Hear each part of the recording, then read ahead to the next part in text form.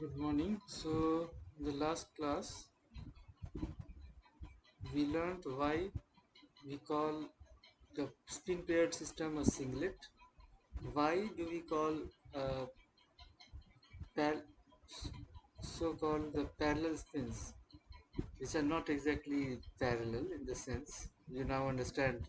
आपने अब इसका मतलब समझा ना कि जो हम पैरेलल स्पिन बोलते थे वो एग्जैक्टली पैरेलल नहीं होता है, ठीक है ना। समथिंग विच इज अनपेयर्ड, बस उतने पे ही हम उसको पैरेलल स्पिन कहते थे। सो एग्जैक्ट मीनिंग यही है जो आपको पिक्चर में दिख रहा है, ठीक है। जब हम ट्रिपलेट स्टेट बोलते हैं तो दोनों स्पिन एंगुलर मोमेंटम वेक्टर्स के बीच दोनों एड अप हो रहे हैं and they are having vectors resultant pointing out this way. Magnitude of the this thing is same in all these three pictures. These are the resultant, okay, and this result can be arrived at by any of this. So दोनों angular momentum vector एक ही कोण पे हो सकते हैं या फिर दोनों दो डिफरेंट कोण पे हो सकते हैं जो ये सेकेंड पिक्चर में है, और तीसरा दोनों ही नीचे वाले लोअर कोन्स पे हैं। लेकिन एक चीज जो कॉमन है, तीनों के बीच में जो एंगल होगा वो सेम होगा, सच दैट द रिजल्टेंट जो वेक्टर एडिशन आप करेंगे वो सेम आएगा। सो ये जो नॉन जीरो वैल्यू ऑफ एक finite non zero value add करके जो आ रहा है दोनों स्पीड का, और जो कॉन्स्ट, so that is what we, and there are three different ways to achieve that. तीन triple way of having a non-zero arrangement of spins, three ways, so that's why we call it triplet, right? ऊपर वाले में जो हमने देखा जब spin paired की बात कर रहे थे,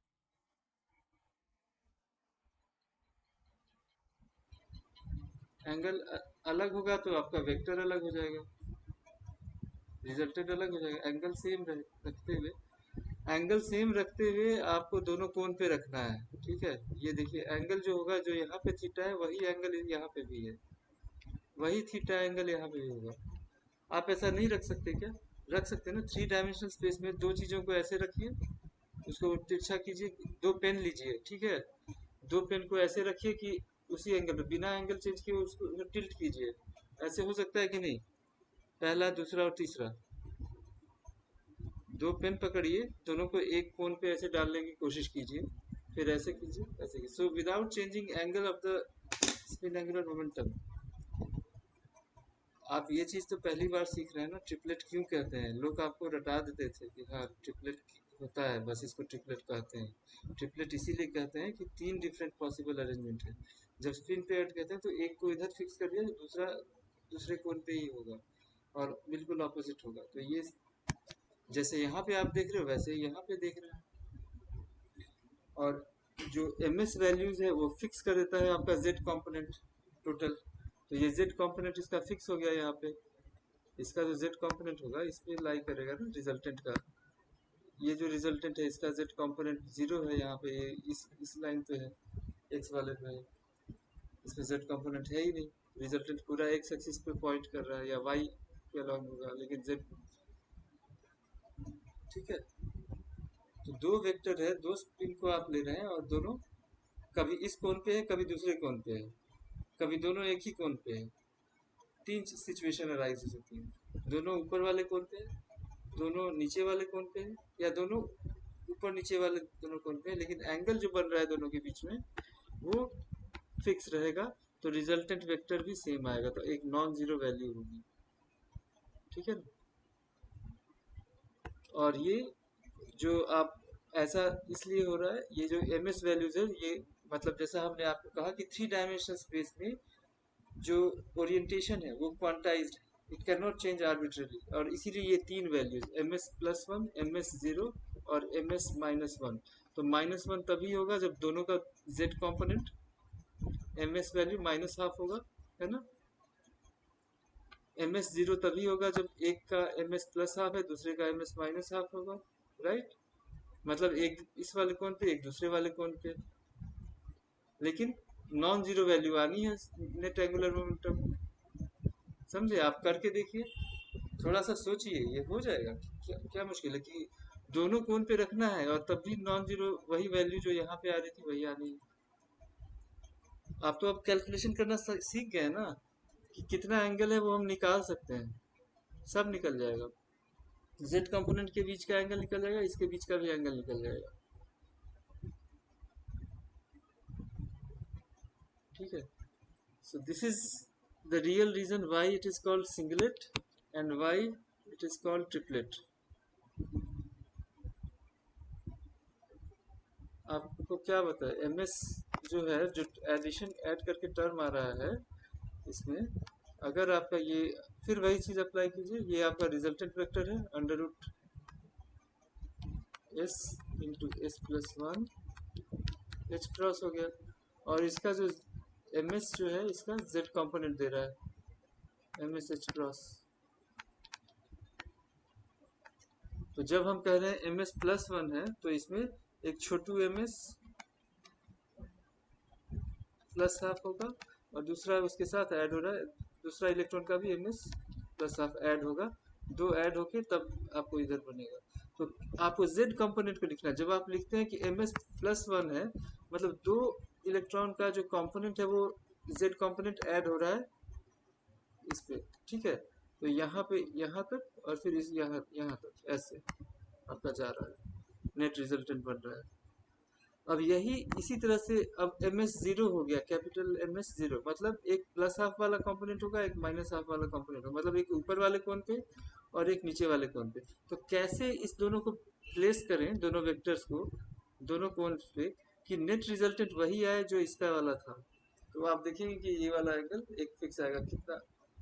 सो you can calculate this angle, you can calculate theta, so you can also calculate the angle that you have। इन दोनों के बीच का एंगल भी कैलकुलेट करने की कोशिश कर सकते हैं। सो ये एंगल फिक्स रहता है। सो तीन अरेंजमेंट जो पॉसिबल है इसी को ट्रिपलेट कहते हैं। ठीक है ना, ये समरी है, ये आपको थ्री डिफरेंट वेज।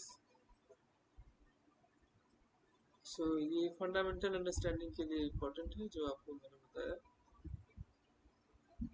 ठीक, ये जो एम एस जीरो, इसका मतलब एम एस जीरो का मतलब एस जीरो नहीं हुआ, ये ध्यान रखने की बात है। लोग ऐसा सोचते हैं कि स्पिन टोटल जीरो हो गया, स्पिन एंगुलर मोमेंटम जीरो नहीं है इस केस में। द एस वैल्यूज, जो टोटल एंगुलर मोमेंटम है, स्पिन एंगुलर मोमेंटम, वो फाइनाइट है, वो जीरो नहीं हुआ है। तो just that it has one of the orientations जिसमें कि जेड कंपोनेंट जीरो हो गया। ठीक है, तो इसका जेड यहाँ पे है, इसका जेड यहाँ पे है, ये लेकिन बाकी जो कंपोनेंट है वो ऐड होके इधर आ रहा है, M S H cross M S H cross. ठीक है, सो okay, so how to place the spin vectors on the cone, and so you have to place them in such a way that whenever orientation of the spin vectors on the cones, the angle is same such that the resultant जो होगा vector sum आपका same आएगा, same spin total angular momentum, so vector addition करने पे same आएगा। And so this is what is the meaning, जो आपको actual picture है यही है। सो this is what we mean when we say two parallel spins, we they are not strictly parallel। ठीक है, अब आप समझ रहे हैं ना, दोनों को बस नॉन जीरो वैल्यू है। वो कहने को लोग बहुत जल्द मतलब पैरेलल स्पिन्स बोल देते थे, लेकिन वो उसका मतलब सिर्फ जेड कंपोनेंट से था। ठीक है, एक्चुअल में जो स्पिन्स है, जो स्पिन एंगुलर मोमेंटम वेक्टर है वो पैरेलल नहीं होता है। you were only looking at the z component at that time when you're saying parallel। और वो भी ऐसा नहीं, इस केस में स्ट्रिक्टली एंटी एंटी पैरेलल है जब हम एंटी पैरेलल कहते हैं, लेकिन जो पैरेलल स्पीच है वो उसका एग्जैक्ट मीनिंग जो है वो आप इससे, तो ये चीज आप देखिए कि it has to be placed in such a way that net resultant is same on तीन component आप बना सकते हैं कर सकते हैं so it is so that you can try working out the angles okay so ये फिजिकल पिक्चर आपके दिमाग में इमर्ज करना चाहिए कि हम क्या कहना चाहते हैं जब हम कहते हैं कि ट्रिपलेट सिंगलेट राइट सिर्फ सिंगलेट सिंगलेट बोलते ना रहे कि सिंगलेट होता है ट्रिपलेट क्या होता है वो आपने अभी सीखा multiple ways of arrangement of the spin arranging the spins हाँ तो मल्टीपल कितना मल्टीपल डबल ट्रिपल क्वाड्रुपल तो वो आप बता रहे हैं वहां पे तीन वे है ट्रिपलेट दो वे होगा तो डबलेट सिंगल होगा तो singlet so that's how we do the terms so singlet and triplet का जो मीनिंग है वो आप समझ रहे हैं और then the ms permitted values of those actually tells you the number of orientation in space that the spin angular momentum vector can adopt ये इसका रियल मीनिंग है और सो क्लोज शेल हमने पहले ही कहा कि ms उसमें जो नेट स्पिन एंगुलर मोमेंटम होगा क्लोज शेल में सब कैंसिल आउट हो जाएगा जीरो हो जाएगा ms zero so there is no net spin single one is term single electron ये सब हाँ ये सब भी हमने डिस्कस किया सो जब भी हम सोडियम जैसे एटम की बात करेंगे only one electron will be there giving this term अगर Ne3p1 ऐसा कॉन्फ़िगरेशन है 10 electron plus one then it will give a doublet with 2p term okay when there are two electrons with unpaired spins ss will be 1 giving rise to 2sp3 triplet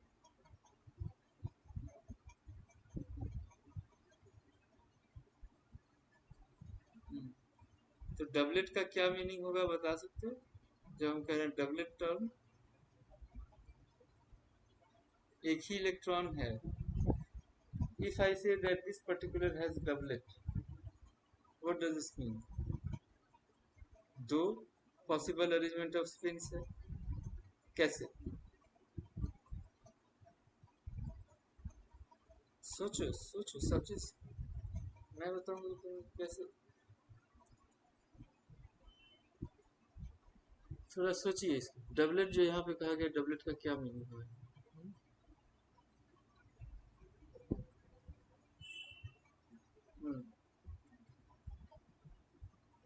सो जब ये सब consideration हम देखते हैं and we see that 1s1 2s1 configuration helium it is lower in energy पहले के भी किसी स्लाइड में हमने कल डिस्कस किया था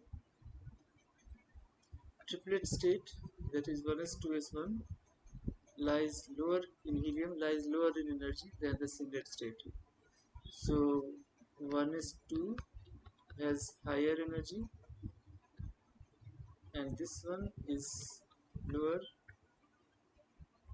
in energy ये ध्यान दीजिएगा इन हीलियम हीलियम एटम में बिकॉज जो कोलम्बिक रिपल्शन है वो मिनिमाइज होता है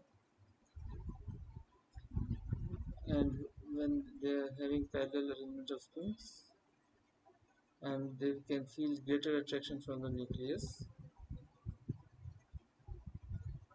and also there is exchange interaction that we were talking about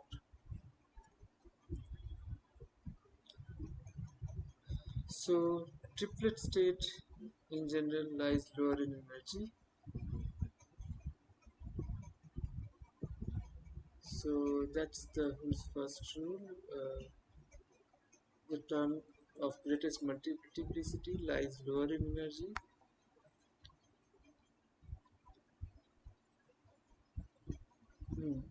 So this difference between singlet and triplet state is large usually, and that's what in case of helium it is calculated to be 0.8 electron volts. That's significant. So फिर हमने spin angular momentum की बात की थी. Spin angular momentum अगर आपको दो electron system में टू इलेक्ट्रॉन सिस्टम p2 या d2, it will be same. So summing it up, s will be 1 or s can be 0, capital S resultant. So there are two ways you can see this. Add the spins, ms plus half, ms minus half, like that, and you get the resultant. So आपको अब ये सब समझ में आना चाहिए. जो M S हम लिखते हैं प्लस हाफ या माइनस हाफ लिखते थे वो जेड कंपोनेंट ही था वो सिर्फ. ठीक है. और इसीलिए हम ये टोटल स्पिन को नहीं इंडिकेट कर रहा था. It was only indicating a part of the spin angular momentum, the z component. And so we have uh, these values and so many possible orientations that we have to consider. Resultant ms term for p3 and d3. So three electrons, either all three having plus half spin or minus half, or all of two of them having plus half, one minus half. So it will range from 1.5 to half. So, so this was the picture that emerges. आप पहले spin को सारे दो electron, if there are two electrons present in the system, you add the s1 s2 and this gives you the capital S, right? add होके दोनों आपको दिए, दोनों का orbital angular momentum calculate किया and you got this, right? और फिर L plus S जोड़ के ये add होके J बन जाएगा. So छोटा कौन फिर उससे बड़ा कौन इस तरह से बनता जाएगा, क्योंकि वेक्टर आपका लेंथ वेक्टर का जो आप एरो से दिखाएंगे that is becoming bigger and so it will be like orientation like this. So it has to be displayed. So total angular momentum, sum of the orbital plus spin over all the electrons present is given by J. और J का जो हमने बताया आपको, J का value again you calculate L plus S and L minus S. तो ये दोनों एंड पता चल जाता है सीरीज में कहाँ से कहाँ तक वो जाएगा. L plus S, L minus S. This is the end to end. एक लेफ्ट हैंड साइड एक एंड हुआ, राइट हैंड साइड वाला एक एंड हो गया, और इस बीच में जो बाकी वैल्यूज होगी -1 करके आप वहां तक पहुंच जाए. सो बीच की वैल्यू बाद में आप कर लेंगे. तो L plus S करके इस तरह से आपको सारी वैल्यूज मिल जाएंगी. सो टोटल एंगुलर मोमेंटम को सम करके इस एंगुलर मोमेंटम को सम करके इस तरह से हम अराइव कर सकते हैं different values of J. We can calculate the magnitude, वो तो बता ही दिया. J सेम, बस J अब क्वांटम नंबर बदल गया है J, उसको सब्स्टिट्यूट कर दिया J into J plus 1 cross. And so when you have to write, जब आपको लिखना है तो कैसे लिखेंगे. J इधर, ये जब J पता चल गया तो write it as a subscript 3 term. So whenever you have S being less than L, then you can write, so number, the values of J is same as the multiplicity. So J का value उतना ही होगा जितना 2s plus 1 होगा. Each possible values of J designates a level. ये so सब जो J का value वो सब एक एक एनर्जी स्टेट को करस्पॉन्ड कर रहा है. So for example, let's take the sodium. Sodium का जैसे मान लीजिए excited state 3p1, one of the excited state is 3p1, and for which L is 1, S is half. so it has multiplicity of 2. तो J calculate L plus S 1 plus 1 half 3 by 2 हो गया 1 minus half other half हो गया. So you have two states, one is 3 by 2 J and one is 2P half. ये sodium के excited state में पहला जो एक्साइटेड स्टेट होगा उसमें ऐसा होगा. ग्राउंड स्टेट में तो आप देख ही चुके हैं क्या होगा 3s1. So this is how you can find the terms, ground state, excited state terms, and this is what we have assumed, total angular momentum. So ये जो तीन कौन देख रहे हैं आप, एस वाला कौन ग्रीन कलर का, ब्लू वाला कौन एल का, कैपिटल एल, एंड दोनों का सम होता है. उस पर वेक्टर को प्लेस कीजिए एंड ऐड कीजिए तो जो तीसरा कौन है पर्पल वाला उस पर आ जाएगा. So this procedure is what we know as Russell-Saunders coupling. समझ में आया? So this is बहुत सारी चीज़ है Russell-Saunders coupling में जो फंडामेंटली इस तरह से हम देखते हैं. Vector addition of the angular momentum, spin angular momentum और ऑर्बिटल एंगुलर मोमेंटम का. Okay, so this is so अब आप ये सब समझ रहे हैं तो you should be able to write the कोई भी कॉन्फ़िगरेशन दे दिया जाए किसी भी एटम का, ग्राउंड स्टेट कॉन्फ़िगरेशन या excited state configuration, you should be able to derive the term symbol. Okay, and for example you can write the question is write the ground state configuration for a term symbol for sodium, fluorine, and in the third part you have been asked the excited state of carbon, excited state of carbon 2p1 3p1 ये वाला term है. तो ऐसे state में आप कैसे लिखेंगे? How do you start? Ignore the close shell. सबसे पहले आपको बाकी सारे इलेक्ट्रॉन को भूल जाना है, बाहर वाले वैलेंस शेल में जाइए सीधा. कपल द ऑर्बिटल मोमेंटम, जैसे अभी स्कीम बताया आपको L1 plus L2 and so on. So find the capital L, find the capital S, and then couple the L plus S to get the J. J मिल गया, capital J. Then express the terms as L को symbol बीच में रखिए और 2s plus 1 multiplicity और यहाँ पे J. So like that you will be, so this is how you will represent the term symbol. Fluorine, fluorine the valence coefficient 2p5. So it becomes easier if you take this gap, the vacancy को treat कीजिए. So 2p6 is the complete set और उसमें से एक vacancy उसको लेके आप treat करेंगे तो इसको as a hole the vacancy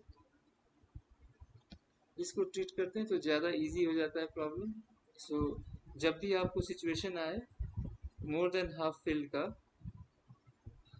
तो उसको आप as a gap, as a vacancy, as a hole treat करते हुए उस होल के लिए कैलकुलेशन सारा कर लीजिए. The result will you will be arrive at the result much easier, much earlier and easily. ठीक है ना? कैसे इजी तरीके से आप वहाँ पे उसी रिजल्ट पे पहुँच सकते हैं. तो फ्लोरीन के लिए भी आप उसी तरह से सिंगल इसके लिए प्लेस कीजिए. आप you will like so do this for yourself. So sodium, start solving this. Sodium configuration is this L 0 S half J L plus half only, so 2s half. For fluorine 2s2 2p5. So write it like 2p complete sub p sub shell minus 1. अब यहाँ पे लिखेंगे -1 notation means absence of 1 2p electron. and then you calculate. So capital L is 1, S is half, so J is L plus S 3 by 2 and half. You know, 1 plus half, 1 minus half. So the two levels are P 3 by 2, P 2P half. Similarly, we come to the third part, excited state configuration. Again, 2P1, 3P1. So L1, L2 is 1, S1, S2 is half. Now write capital L values 2, 1, 0, capital S 1 and 0. So what are the terms that you have? L plus S, you work out the details. So when you do this, you find L plus S, the terms that you will get will be 3D, 1D, 3P. So एक L को उठाइए, दोनों S से combine कीजिए और L plus S, L minus S दोनों and पकड़िए, ठीक है? And then you will realize that you are getting all the answers like this. So try yourself. So you will find that for the three triplet D, L is 2, S is 1. Singlet D, capital D, L is 2, S is 0. So आपने क्या किया, आपने L plus S ऐसे निकाला, पहले 2 को पकड़ना है, 2 को कंबाइन करना है इसके साथ भी, 2 को कंबाइन करना है इसके साथ, तो आपको पूरा रेंज ऑफ J मिल जाएगा, और accordingly you will be writing the symbols and you will get all this. So when we are taking L is equal to 2, S is 1, so L plus S ये एक हो गया. So पहला चीज जो है, so पहले आपने suppose you choose this one L2 S1, so 2 and 1, so L plus S is 2 plus 1, this is 1, and L minus S, this is the other end, so 2 minus 1, so this is 3, this is 1, and 3 minus 1 is 2, so 3 2 1, इस तरह से करके आपको तीन values आएगा, और सो you have 3D3 3D2 3D1. J को आप सब्सक्रिप्ट करके लिख रहे हैं, समझ गए? अब इसी तरह से आपने दूसरे केस में क्या किया, in the next step you are taking L is 2, अब ये वाला तो हो गया, तो आप यहाँ से ये वाला उठा रहे हैं 0, सो L plus S and L minus S का mod, so L plus 2 plus 0 and 2 minus 0,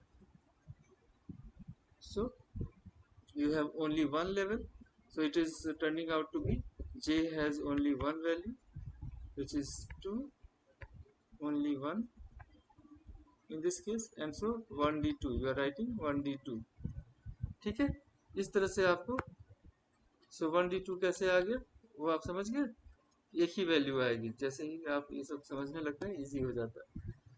फिर तीसरा है, इसी तरह से आप what are you left with 1, and अब इसी तरह से आप क्या करेंगे, L is equal to 1, इसी तरह से आप आगे बढ़ते जाइए, L is equal to 1 बाकी है, S is 1, तो क्या हो जाएगा L plus S 1 plus 1, and it will go up to L minus S 1 minus 1, तो ये 2 और इधर 0, बीच में एक 1 आएगा, 2 1 0 होगा, 2 1 0 होगा, तो इस तरह से आप स्टेट डिफाइन कर सकते हैं L P स्टेट के लिए, ठीक है? When you are taking 1, so it will be triplet P 3P2 3P1 3P0 like that. So इस तरह से करके आपको सारा all the states you will get. if you have to continue, you have to do it by yourself. So that's how I was saying that 2 j has 3 value, 2 1 0, and that's what we write here, 3p triplet, and singlet एक और आएगा जो 1p1 होगा। तो इस तरह से सारा हमने कर लिया, एक्साइटेड स्टेट को पूरा हमने डिकोड कर लिया। कार्बन का जो पहला एक्साइटेड स्टेट था वो भी हमने कंप्लीटली डिकोड कर लिया कि क्या क्या स्टेट होंगे। And the final term 3s term you can write 3s1 j=1 and singlet 1s0। ठीक है, तो एक एक करके सारे एल, एक एल को पकड़िए, एक एस को पकड़िए, L plus S L minus S निकाल लीजिए और बीच के सारे वैल्यूज निकाल लीजिए। वो हो गया जे आपका सारा। फिर दूसरे एल को पकड़िए, कैपिटल एल को, एस को पकड़िए, एस दोनों एस, सो एक एल दोनों जो एस वैल्यू है उससे कंबाइन किया, फिर दूसरा एल पकड़ा, फिर दोनों एस से कंबाइन किया और सारे जे निकालते चलेगा।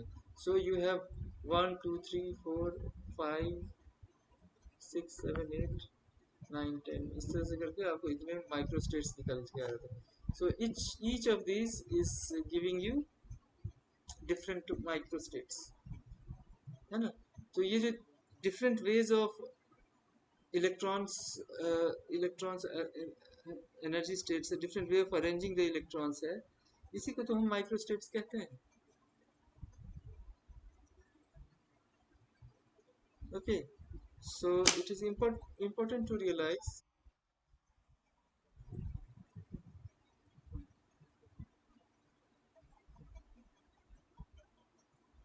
फ्लोरीन वाला 2p5 है ना, तो ये 2p6 कंप्लीट शेल होता है। तो इसको हम इसको हम होल की तरह ट्रीट करेंगे कि एक कम बस। तो एक उसके लिए मान के आप सारा कुछ कैलकुलेशन कीजिए। p subshell complete -1, we write it like 2p-1। इस तरह से अगर हम लिखें, आप ऐसे लिखिए या फिर इसको ऐसे लिखें, neon for fluorine we can write it like complete shell of this minus 1 electron less in the p subshell, absence of a 2p electron। तो उस एक के लिए, उस होल के लिए हम उसका L और उस होल के लिए ही S को हम कैलकुलेट करेंगे।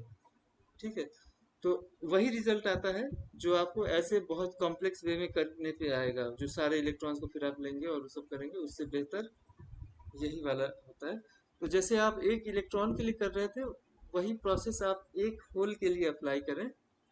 बस उसमें क्या अंतर आएगा बताएं, जे का जो वैल्यू है वो मतलब जो हायर और लोअर एनर्जी वाला है वो चेंज हो जाएगा, लेकिन बाकी सारी चीजें आपकी सेम की सेम आ जाएंगी। तो यहाँ तक अभी हम उस पर गए भी नहीं है कि जे का वैल्यू ऊपर नीचे क्यों हो रहा है, कैसे हो जा रहा है।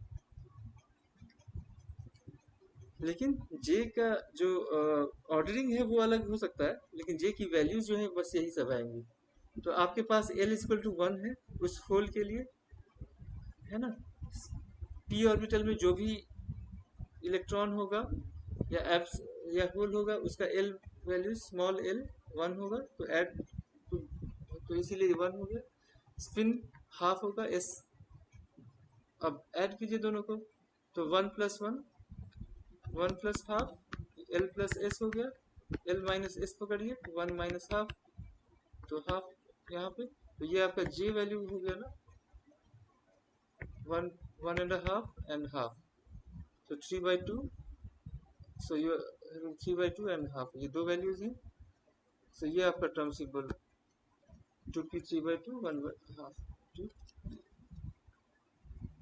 और अभी हम जे के ऑर्डरिंग पे गए नहीं है, अभी हम उसको भी डिस्कस करेंगे। So you have found the J values for each of the term, easily आ गया।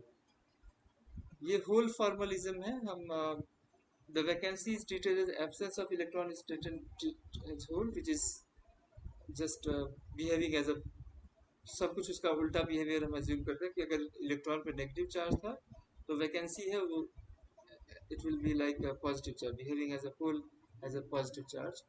उस तरह से ट्रीट करते हैं और easily you can arrive at the right values. So इस तरह से करके किया, और बाकी सारी चीज़ें आप यहाँ भी देख रहे हैं, इजीली स्टेप बाय स्टेप सारा आप कैलकुलेशन कर सकते हैं। और ये सारा जो इंटरेक्शन आप देख रहे हैं ये क्या था, it is because the electrons are behaving as tiny magnet, small magnet की तरह बिहेव कर रहा है। और जो भी मैग्नेट होता है वो एक डाइपोल होता है, समझे, magnetic dipole. North pole south pole होता है सब में, समझे। इलेक्ट्रॉन जो एक इलेक्ट्रिकल सेंस में इलेक्ट्रिकल मोनोपोल है, बट जब मैग्नेटिक टर्म्स में उसको हम विजुलाइज करते हैं तो it is also having a south pole and a north pole. ठीक है, ये एक मैग्नेटिक डाइपोल है। Every magnet is a dipole, magnetic dipole, दो पोल का होना, दो ध्रुव का होना, समझे। उसके बिना आप मैग्नेट को इमेजिन नहीं कर सकते। Magnet is always a dipole. Okay, magnetic monopoles have not, electrical monopole तो आप समझ रहे हैं वो होता है, but magnetic monopole do not exist. So electron को आप, so it is behaving as a tiny magnet with north south direction. ऐसे अगर इलेक्ट्रॉन ऐसे स्पिन कर रहा है, ये भी ध्यान दीजिएगा, इलेक्ट्रॉन का डायरेक्शन इधर है, arrow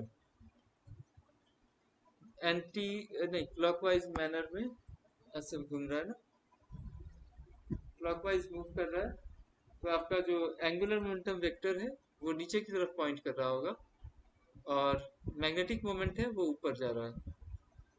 So this is magnetic. So that is what we are visualizing electron as a magnet, and this is how the interaction happens. ठीक है, बाकी so it is important to say that this spin angular momentum or orbital angular momentum gives rise to magnetic moment, and so दो magnetic moment आपस में interact कर सकते हैं, तो स्पिन की वजह से जो मैग्नेटिक मोमेंट हुआ वो एक मैग्नेट हो गया, इस तरह से समझिए छोटा सा। और दूसरा जो ऑर्बिटल मोशन की वजह से जो एंगुलर मोमेंटम हुआ, उससे फिर जो मैग्नेटिक मोमेंट होगा वो दूसरा मैग्नेट हो गया। अब दो मैग्नेट हो गए तो दोनों के बीच में इंटरेक्शन होगा, और दोनों के बीच में इंटरेक्शन होगा तो अकॉर्डिंगली एनर्जी वगैरह चेंज हो सकती है, interaction energies. So spin angular momentum gives rise to magnetic moment. So that is one. So a magnetic magnet, a tiny small magnet. Another component is the spin angular momentum. So orbital and spin both giving rise to magnetic moments. So you have two small magnets interacting with each other, and that will change the energy levels. Okay, so the behavior is like small magnets. So difference in the 2p half and 2p 3 by 2 is because of this spin and orbit interaction, which is basically a magnetic interaction between angular momenta. दो angular momenta से दो अलग अलग magnetic moment हो गए, मतलब दो, आप दो मैग्नेट विजुलाइज कर रहे हैं, आपस में इंटरेक्ट कर रहे हैं। ठीक है, और इसकी वजह से ये जो एक पर्टिकुलर एल वैल्यू के लिए जो स्टेट आपने डिफाइन किया, टी टर्म था, कैपिटल पी वाला जो टर्म था, उसके दोनों जे वैल्यूज का एनर्जी अलग अलग होगा। ठीक है, क्योंकि दोनों का मैग्नेटिक मोमेंट भी अलग है कैलकुलेशन में। So this is what is, so depending on, so the interaction is this spin orbit interaction, which is basically a magnetic interaction between two angular momenta. It gives rise to change in energy of the system. Okay, so aligned with the field, opposed to the field, there will be difference in energy. जब magnetic moment field के साथ align कर जाता है तो lower energy state होता है। जब magnetic moment oppose to the applied magnetic field होगा डायरेक्शन के, then the energy will increase. So against the field in or up or this field. So ये सारा डिफरेंस आपको देखना है। Spin up, spin down. What does that mean? Okay. Hmm. So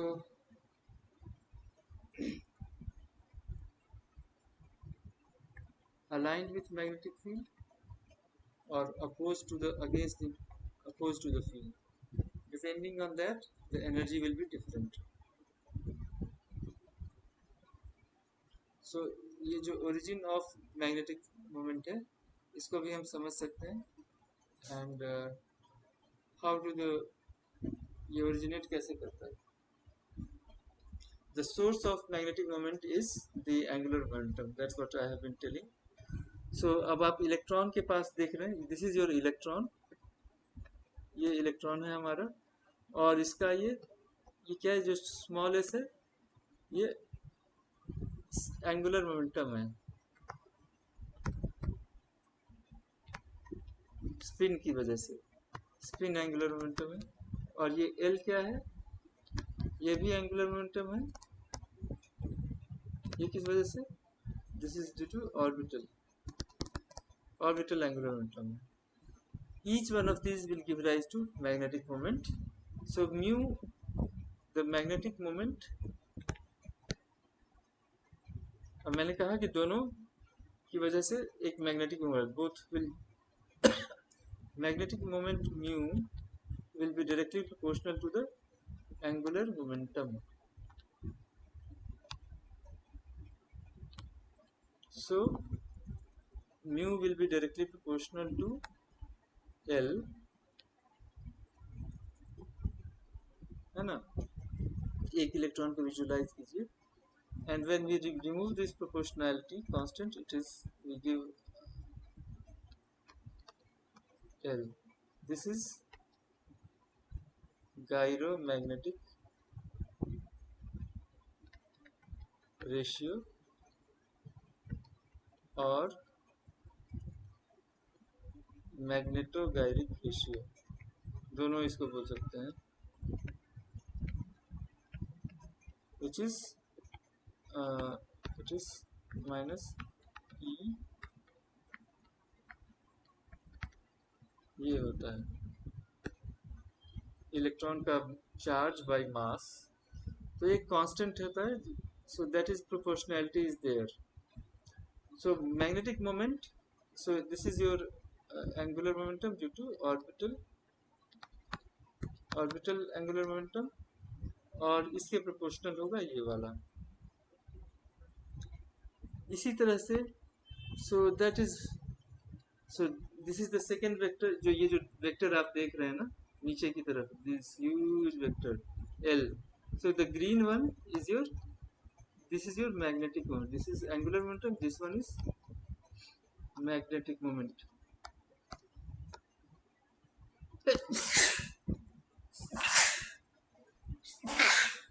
Magnetic moment due to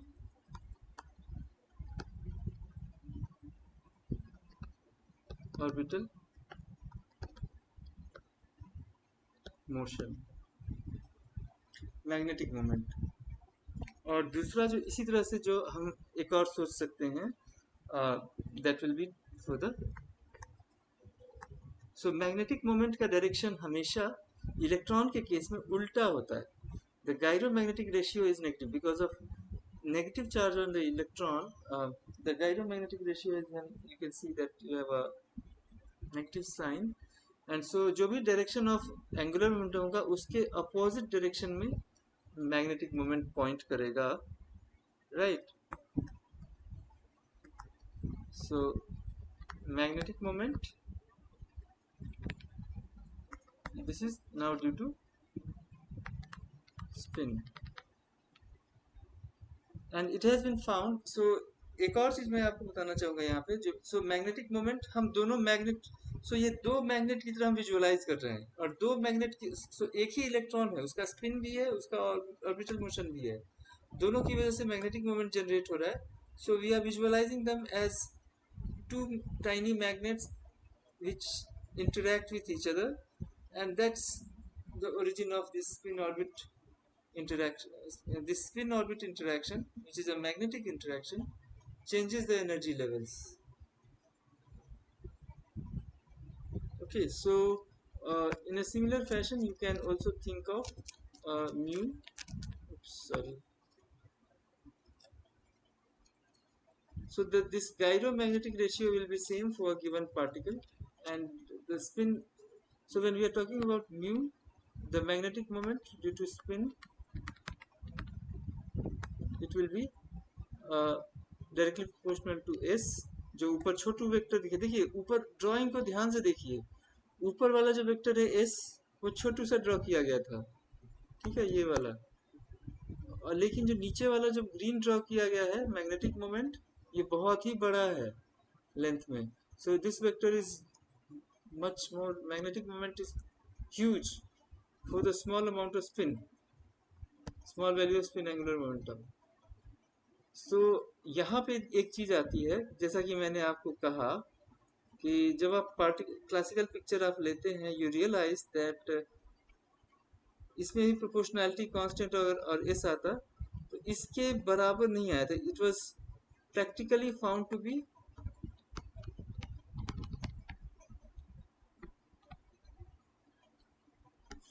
B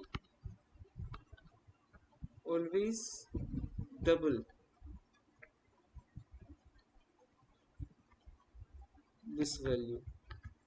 और ये जो है इसकी वजह से एक ये जो एडिशनल जो 2 का फैक्टर है, ये बाद में जोड़ा गया। This is your g factor. So ये जो 2 यहाँ पे ऐड हो जाता है, this is g factor which comes in.